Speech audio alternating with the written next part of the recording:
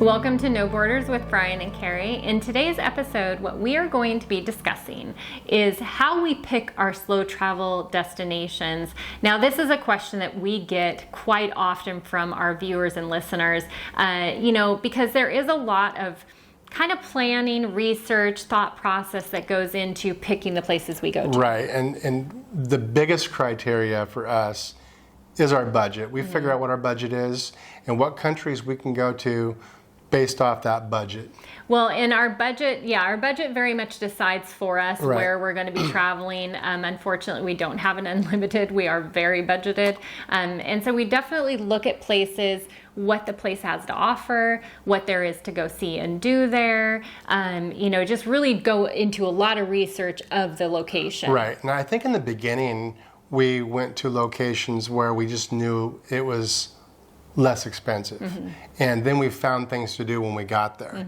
We've kind of gotten out of that a little bit, but we're still very in that budget country category. Right. Yeah. I mean, very much so. And then we also look and see, is there like those special excursions we want to go on? That has to also fit within the budget as well. We may choose a location to go to. An example of that would be when we were going to Vietnam. One of the places we knew for sure we wanted to go to is do the Halong Bay cruise. Now, the Halong Bay cruise was not inexpensive by any means. It was almost just about $800 for 2 nights for both of us. That's very expensive for us, especially being budgeted. But we knew we wanted to do it, and so we kind of we still wanted to go to Vietnam, but then that affected our budget on both ends of it to make sure that we were staying in accommodations and the other locations we were staying was going to be less expensive. We balanced it all out, and it worked out beautifully because we had a great time, and we would do it all over again. Vietnam, if you haven't been to Vietnam, it's in your budget. It's totally in your And budget. It's a beautiful country. Yeah. So put Vietnam on your list. It's one of the less expensive places that we have ever traveled to. And it wasn't a place that we were at that you felt like it was less expensive. Like you got a lot for your money. You really did. And there are places that we want to go back to. There are places we don't want to go back to. Vietnam is a place we want to go back to. And it has nothing to do with the fact that it's budget friendly. It's just a cool country. Yeah, I would say it's twofold. I think it's a great place we definitely want to go back there, but it's also a place we have on our list as a money saving place we could go to really enjoy ourselves because we love it, but also be able to save some money for those more expensive locations, because that's all part of the whole slow travel journey, is balancing all of those destinations to keep your year budget in check. Keep it in check. Now, one of the probably biggest elements when it decides if a slow travel destination is going to work for us is what the cost of living is there. We balance this over a year, so there are going to be places that are more, but we are digging deep into what is the accommodation cost like, what is the cost to eat out, what is the cost to for groceries. You can look all of these things up online so that you get a pretty good idea of what your expenses are going to be when you get there. Right, it's not just the accommodations, but the accommodations are a bulk part of that monthly budget. But don't forget about all the nickels and dimes that come along the way. We look at all that stuff as well. Usually if the accommodations are less expensive, so is everything else. But how much less, and does it work for that year-long budget? And you also, like you were saying, it's the nickel and dime stuff. How much is it going to cost? What is the average cost of a taxi? You can do an Uber estimate to get a little bit of an idea, or even just Google search, how much does it cost to Uber into town from the airport? What is a typical Uber ride or a taxi ride in the town that you're going to be in from one location to the other? You can really find a lot of this information out online. And just all those small things that I guess because if you just were to take just accommodations and just the big elements and just groceries, but we have all the other stuff. We have our entertainment. What is it going to cost when we want to go have a beer out? So we look at all of that stuff. Everything. Because if it all fits and makes sense, and we know we're going to enjoy our time there because the cost is lower and we can fit all that stuff in, then it fits our slow budget destination. Right, and if it doesn't, then we'll make an adjustment later on in the year. Okay, now you've found the country that you want to go to, you're excited about it, but how affordable is it to get to that country? When we leave out of Seattle, we might spend way too much getting to wherever that country is. So it kind of puts a damper on that country. And this is something that, you really have to look at, because once again, if you've just looked at what it costs to be in that location, but you didn't look what it was going to cost to get to that destination. For us, we're, for instance, looking from, say, Seattle. So, Southeast Asia for us is a very affordable place to go to, but getting to Southeast Asia isn't affordable. Your typical cost is on average about $1,200 per person one way, or no, I guess round trip. But still, when we have a budget of around $2,500 to $3,000 for the year for international flights, when we use that much of it for doing Southeast Asia, that really cuts back on the rest of our budget as well. That limits us everywhere else. So, it all has to balance out, but you want to make sure that when what it's going to cost you to get to a destination, and then also what it's going to cost to exit that destination. Yeah, that's what I was just going to say. How much it's going to cost to leave that destination and go to the next destination that you thought you might want to go to. And this also works the other way too. If you find a great plane ticket, you can go from, I don't know, JFK to Dublin and for $200 or whatever great deal is that you find. And then once you get there, it's going to be astronomical to find accommodations, to drink beer, your groceries and everything else. So it works both ways.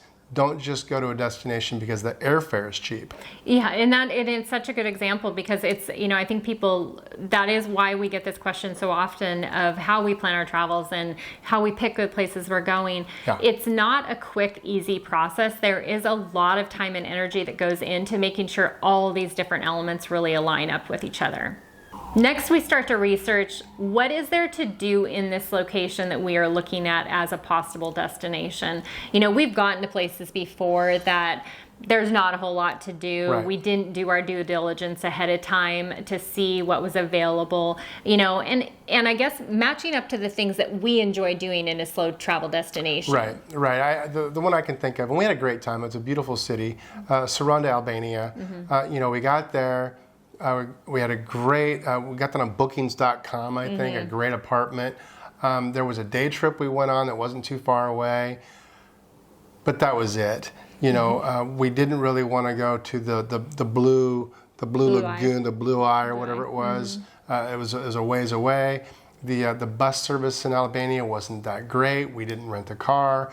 So we were there for a month. We couldn't go back into the Schengen, so we couldn't go over to Corfu, because Greece is in the Schengen and we didn't have any time. So that was a situation where we got ourselves to a point where, yes, it was very affordable, but what are you going to do for the next 30 days? Yeah, I think that is, and then more on to like the things that we specifically look for, even not activities to go do. Does it have all the things that you're normally looking for, as far as we love to walk? Right. Is it a very walkable city? Are there walking trails? So now, like when we're looking at a place, we very much look at, is there a promenade around the marina area where we can walk? Are there parks nearby? Is there green space? Those are really key elements that we now do look for. Now, what are the accommodation options in this place that you've chosen to go to? Well, we're getting away from one option, and we're starting to really dig into other options as much as we possibly can.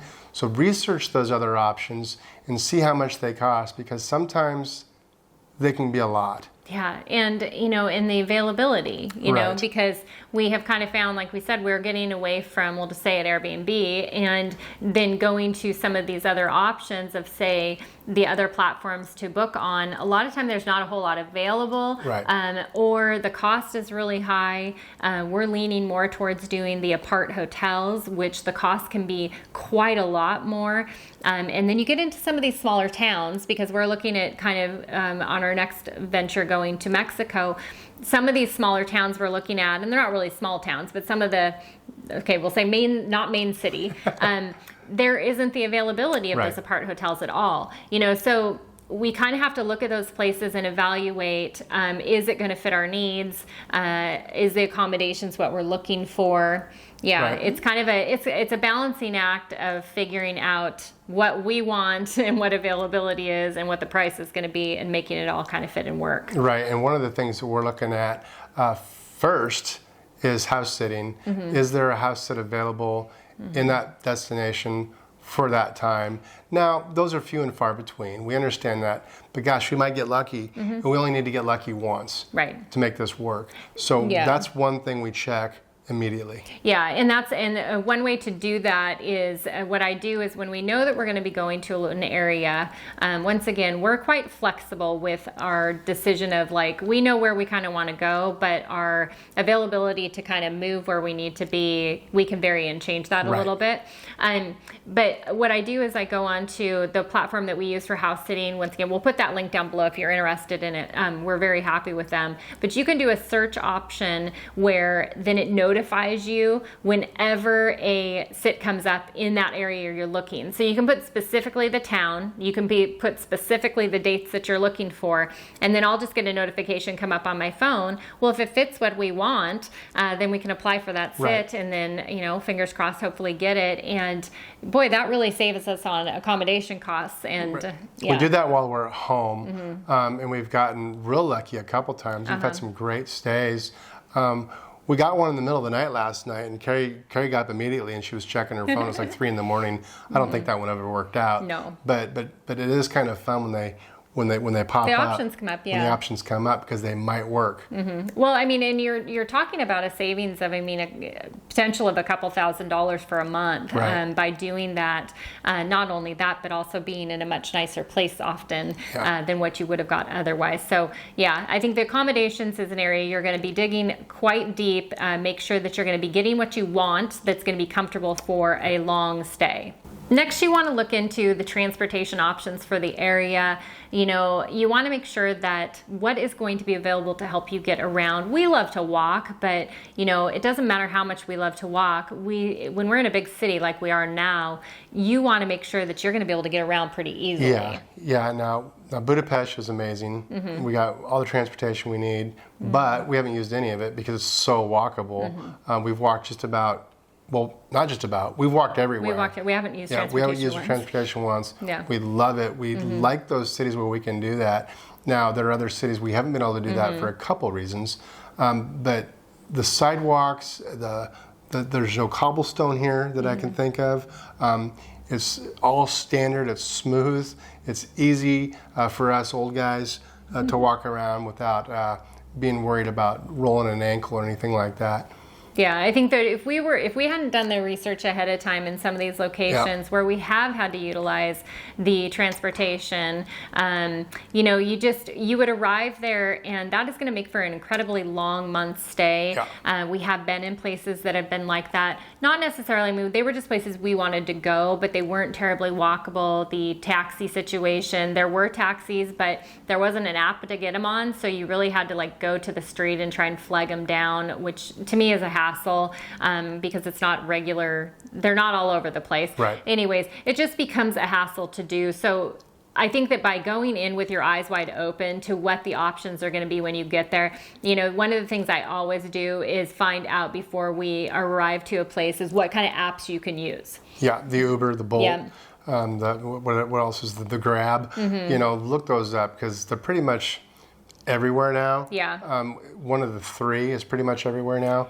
But look those up beforehand because they'll save you a headache, especially when you arrive at the airport. Well, and they save you, the nice thing with those apps, and the one thing that I do in places is that you can check ahead of time. So, you know, if you have the Uber app on your phone and that area has Uber, then you can put in where you're leaving from. Just pick on a map where you're going to be leaving from, put in the address, say, of your Airbnb. And what it just does for me is it gives me an idea of what we're going to be paying if we need to use those services. If you're staying in an Airbnb, you probably want to stay in something else besides that. Climate and weather, figure out what the weather is going to be like well beforehand. We get that question all the time. What's it like in April? What's it like in June? You can look that stuff up yourself. It's pretty easy. Google is your friend.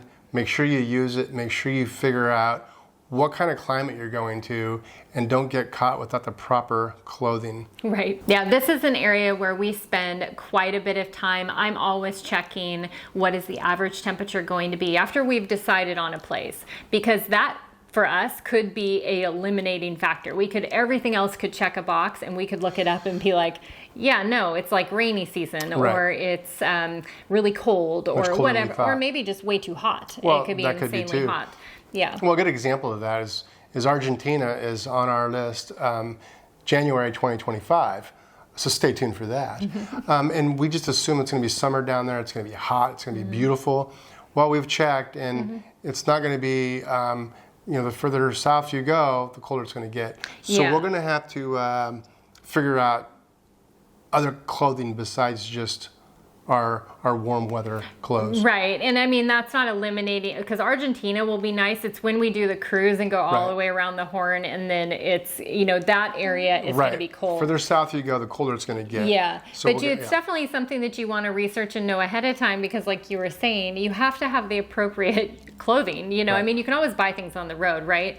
But you also have limited travel capacity, especially for us if we're carry-on. So we like to plan all of that ahead so that we are as well prepared as possible. Now, safety and health, when we are looking at a destination, we're going to research what the safety is like there. Is it a safe place to go? We're going to look on our government website, maybe register with that website if we've actually made the decision to go, so we get any updates.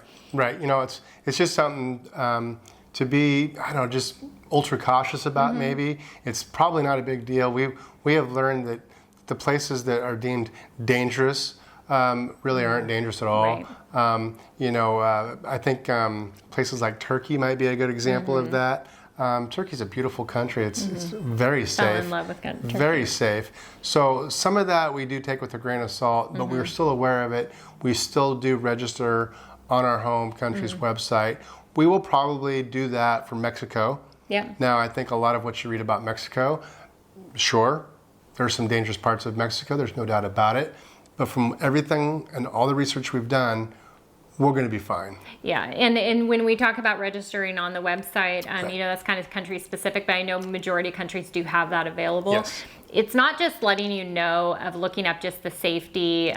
It's also just protective measure as far as if there was a natural disaster and you happen to be registered, they know you're in the country. Right. So they then have contact information because you've given them like an emergency contact and such. So the other thing we look at though when we are looking at a slow travel destination is the health care, as far as, is there a hospital in the city area that's going to be accessible to us? Are there clinics? What about dental offices? I kind of just do some pre-research to that because I don't want to be last minute.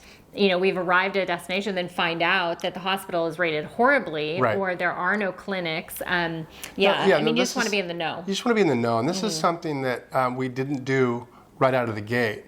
I broke a tooth. Well, we got to find a dentist. So fortunately, there was one, a half a mile away that was fabulous. Took care of me, no problem.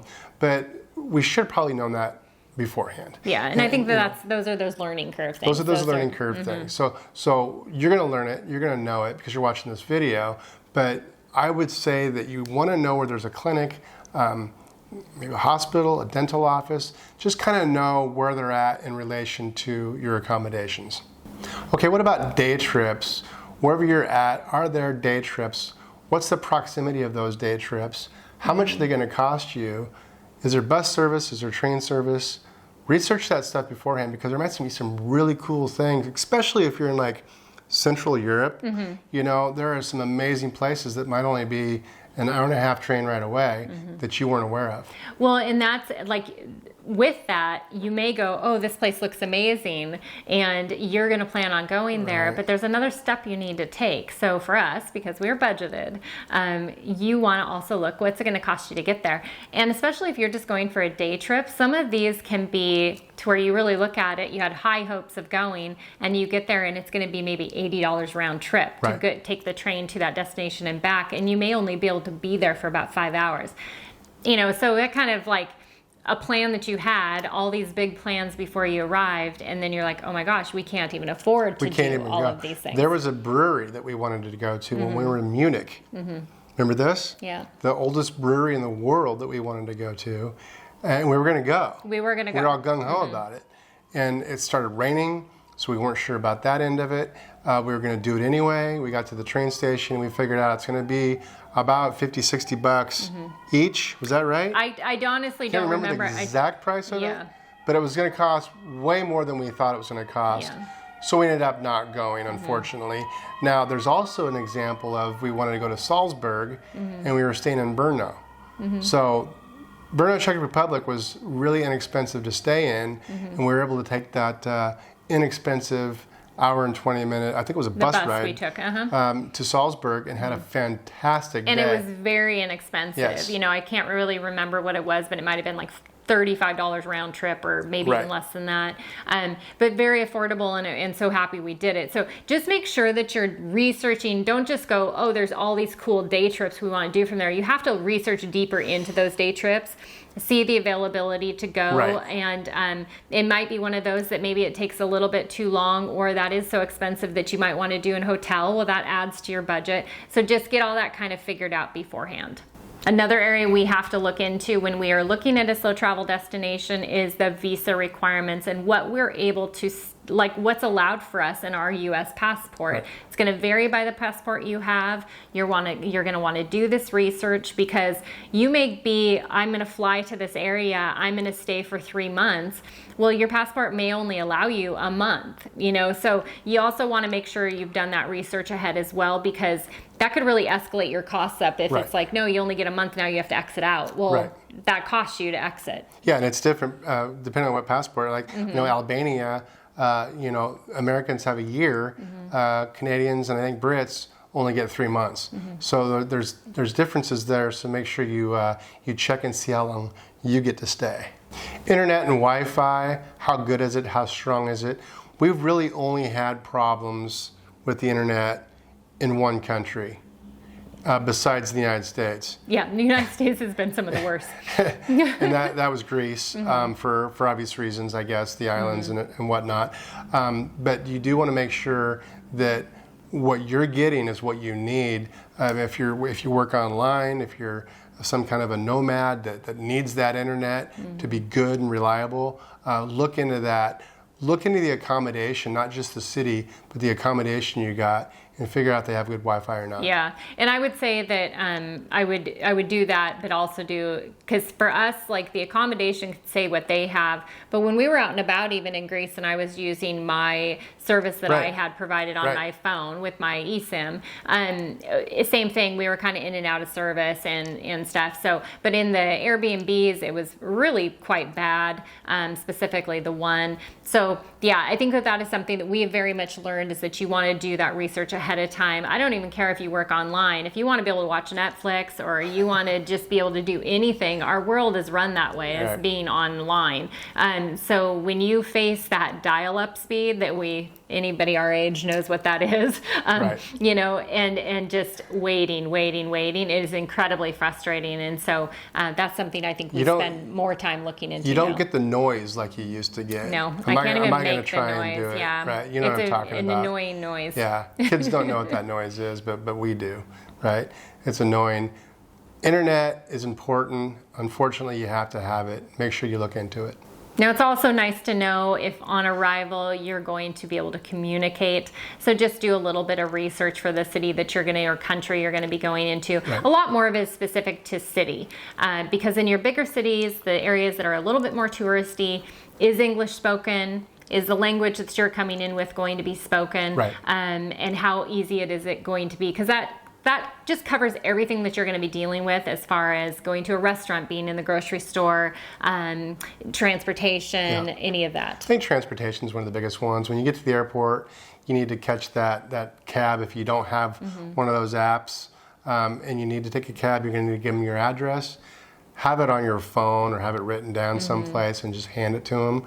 It just makes that communication a lot easier. Yeah. And most of the tourist destinations around the world you're going to be fine with English. Yeah, but once again, this is really easy information to find by just Google how easily, how much English is spoken in, and put the country and the city that you're going to be going to. You're going to find a lot of different blog posts on, their experience in that country. Right. And it just, for us going in, when we know ahead of time that English is widely spoken, there's just a lot more of a comfort level. And if it's not going to be spoken, that's when we are very prepared to make sure that we have our information like stored on our phones, make sure your Google Translate you've downloaded for that location, and that you've got that language already in there. If you do want to learn a language for the country you're going to, start with please and thank you. It goes a long ways. Yeah, and then Brian, he adds beer. And then, cerveza. That's only for one country. Dos cerveza, por favor. Well, a couple countries. But that's the next country we're going to, so I got that one down. He keeps working on it every day. Dos cerveza, por favor. Food and cuisine. If you have allergies, if you're vegan, vegetarian, or carnivore, look into all that stuff beforehand. Most of the time, you're going to be okay. Yeah, most of the time we have found the gluten-free is a big one. Yeah. Majority of places we have been now, you can usually find gluten-free options. I don't necessarily say that I look for it specific on the menu, but I look for it in the grocery stores. And I have been able to find like the gluten-free noodles, and there's usually kind of like a little health area. So I think doing that forward research on the grocery store situation, even if that is just looking at YouTube and finding some video of people who have gone that are showing what is going to be in the grocery store. Because I think that, we've had some people comment to us and asking us like, hey, we are traveling to this area, but we have this allergy, or we have a child that has this allergy, and because we were there, we're able to give a little insight. Yeah, I'm a lot more aware of vegan availability, not because I'm vegan, but because we get that question asked all the time. So whenever I see a sign or I notice it, I take note, sometimes I even video it, just because I know that question's going to get asked. Peanut allergies, fish allergies. If you have those allergies, Southeast Asia might not be the place for you. That'd be a tough one. That'd be a tough one. Yeah. But any place else I can think of, you're going to be okay. Yeah.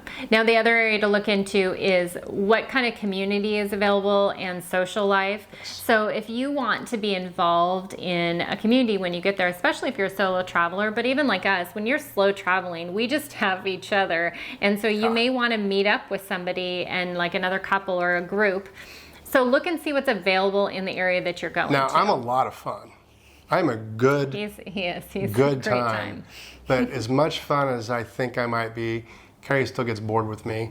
So we do enjoy meeting up with you. If you see us out and about, say hi. We met a lovely couple yesterday from Tel Aviv. Right. They walked up and introduced themselves. We talked for 15, 20 minutes. Yeah, that was great. We're just as much interested in their story as they were in ours. They've been traveling a year and a half, so we'd love to hear about it. Yeah.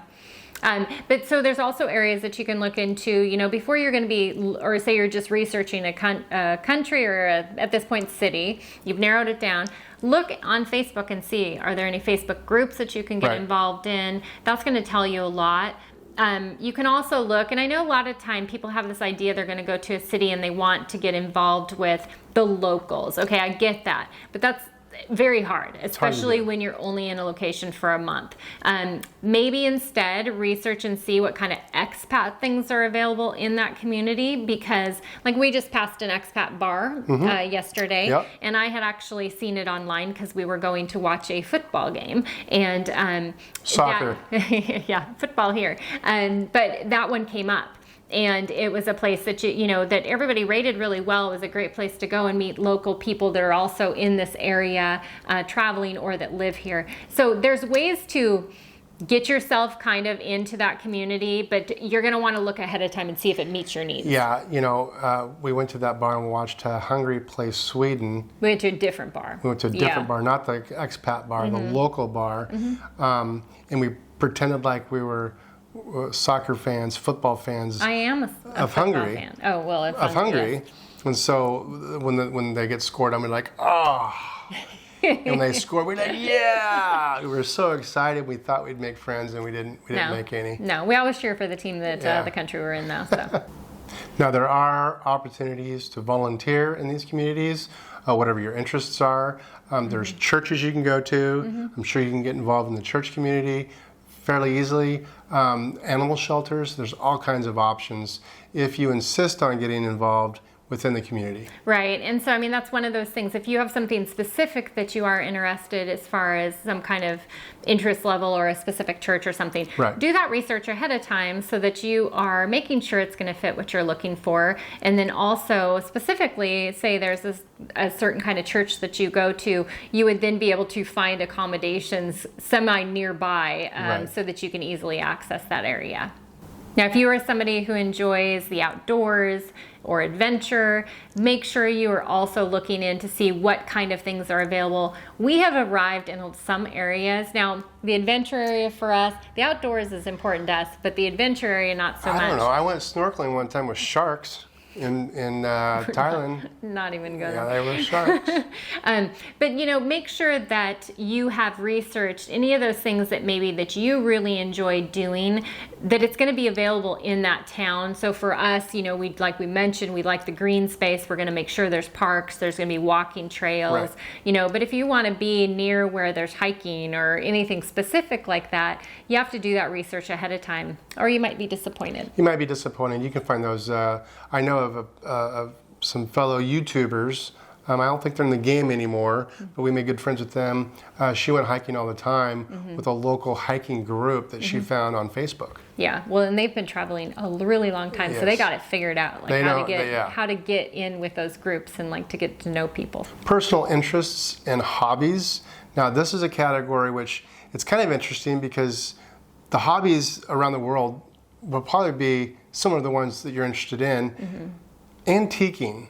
Now, if you're an antiquer and you're anywhere in Europe, you're probably going to be in heaven, right? I would guess. Well, you'll be in heaven, like if you like to antique and buy, and you're a slow traveler like us that doesn't have a home base. Ship it home if you want to. But if you don't have a home base, then it's just a look thing. But if you enjoy the process of just looking, then yes, you will absolutely. I've noticed plenty of stores here in Budapest that are the antique style stores that are.